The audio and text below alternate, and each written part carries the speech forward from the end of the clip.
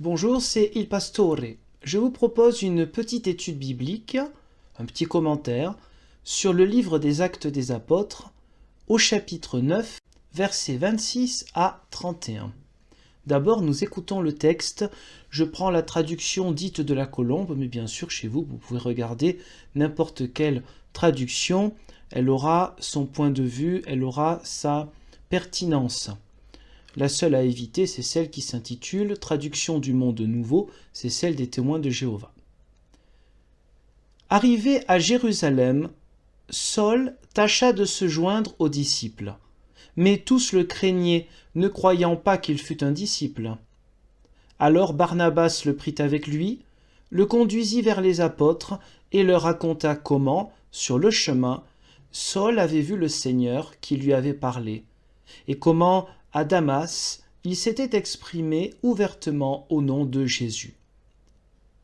Il allait et venait avec eux à Jérusalem et s'exprimait ouvertement au nom du Seigneur. Il parlait aussi et discutait avec les hellénistes, mais ceux-ci cherchaient à le faire mourir. Les frères en eurent connaissance, le conduisirent à Césarée et le firent partir pour Tarse. L'Église était en paix, dans toute la Judée, la Galilée et la Samarie. Elle s'édifiait, marchait dans la crainte du Seigneur et progressait par l'assistance du Saint-Esprit. Nous voyons donc Saul, ou Saül, le futur Paul, qui arrive à Jérusalem. Il était auparavant à Damas, menacé, risque de persécution. Voici maintenant Paul, le futur Paul, à Jérusalem. Il fait évidemment tout son possible. Il cherche à faire de son mieux, il met tout en œuvre pour être digne de confiance auprès de l'Église. Évidemment, puisque son passé de persécuteur de l'Église, lui colle à la peau.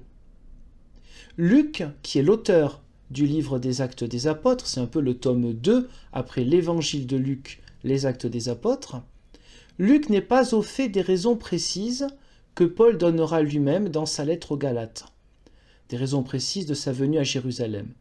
Pour Luc, le plus important est d'établir la communion, de montrer la communion entre le futur missionnaire des nations, des païens, des non-juifs, et le collège des 12. Le passage poursuit avec Barnabas, le prit avec lui, le conduisit vers les apôtres, etc. Alors là, nous avons une traduction qui peut changer du tout au tout, car la disposition de la phrase en grec est différente, bien sûr, de celle en français. Il est écrit dans ce verset 27, « Saul avait vu le Seigneur qui lui avait parlé ». Alors on pourrait traduire de deux manières.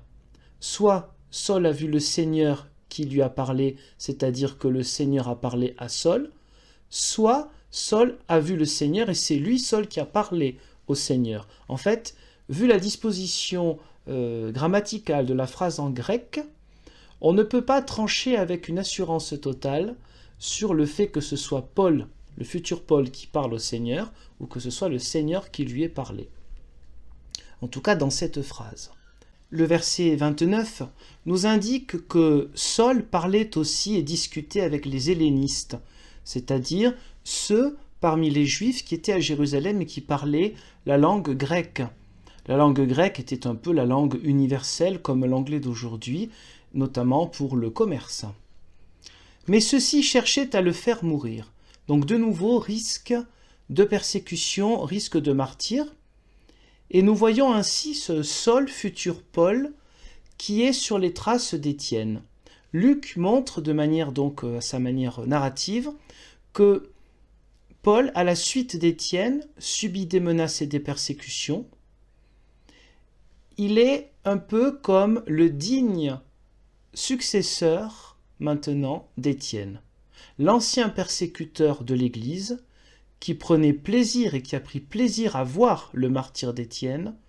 Maintenant, il place ses marques dans celles des disciples les plus fidèles. Les frères en eurent connaissance, le conduisirent à Césarée et le firent partir pour Tarse. Voici maintenant Saul, le futur Paul, qui est à la suite du premier martyr. Il est devenu digne de confiance au sein de l'Église qu'il persécutait avec plaisir dans le passé. Alors après ce travail d'annonce de la bonne nouvelle auprès des Juifs de langue grecque, voici qu'il nous est dit dans le verset 31, dernier de notre péricope, « L'Église était en paix dans toute la Judée, la Galilée, la Samarie.